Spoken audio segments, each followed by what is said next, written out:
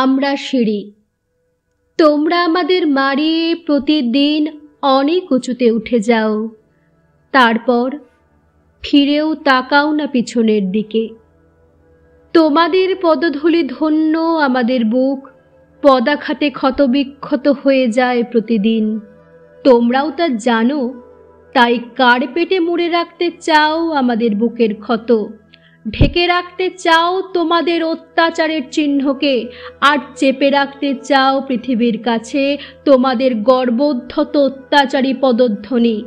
তবু আমরা জানি চিরকাল আর পৃথিবীর কাছে চাপা থাকবে না আমাদের দেহে তোমাদের এই পদাঘাত।